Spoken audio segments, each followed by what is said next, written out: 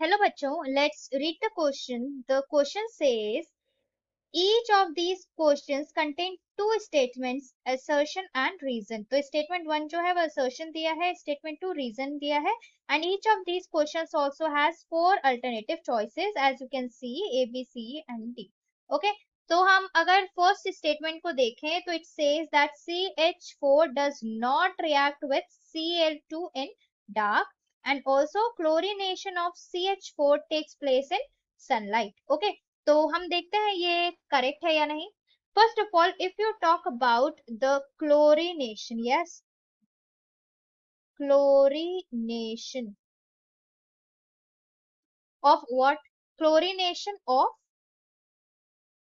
CH4. तो you have to understand कि यहां अगर हमारे पास CH4 है, ओके okay? अगर इसमें हमको ऐड करना है क्या, chlorine, okay, this is ClCl. तो ये जो बॉन्ड है ना ClCl के बीच में, और यू कैन से Cl2, इसको ब्रेक होना पड़ेगा. और ये बॉन्ड इतनी आसानी से ब्रेक होगा नहीं, बिकॉज जब ये बॉन्ड ब्रेक होगा तब ये क्लोरीन आके यहाँ पे अटैक करेगा. यस, तो ये जो बॉन्ड है ये इतनी आसानी से ब्रेक नहीं होगा, इसमें लगेगी energy. Okay, energy required for what, for breaking up this bond. Okay, तो ये कैसे हो सकता है. For example this is CH4, यहाँ पे Cl2 है, ये बॉन्ड ब्रेक होना है, ये Cl यहाँ पे आएगा. यस, तो ये पॉसिबल होगा एनर्जी से, और ये एनर्जी क्या हुई यहाँ पे, सनलाइट. ओके, तो फोटॉन्स के रूप में ये जो सनलाइट है उसको एब्जॉर्ब करेगा. Fine, that's why we have written here H mu, and इधर पे क्या मिलेगा हमको, C एंड H. ओके, ये तीन H हो गए, एंड यहाँ पे हमको मिल जाएगा क्लोरीन.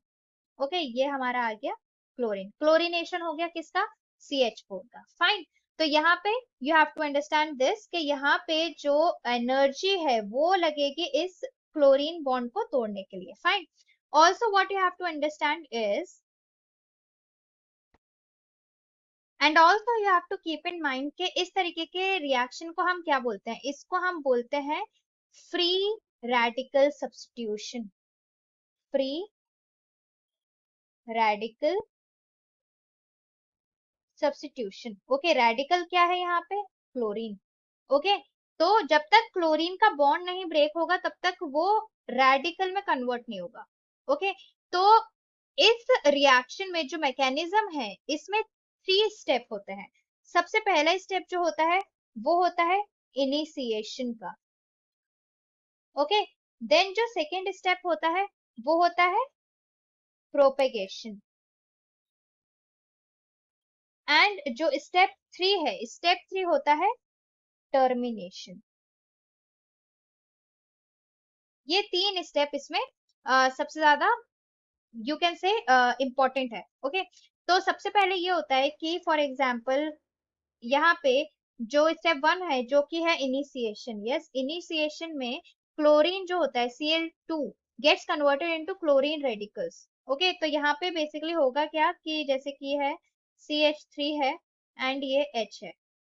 ओके, तो ये यहाँ पे चला जाएगा एंड ये यहाँ पे आ जाएगा, एंड क्लोरीन यहाँ पे रिएक्ट करके क्या होगा, CH3 प्लस HCl.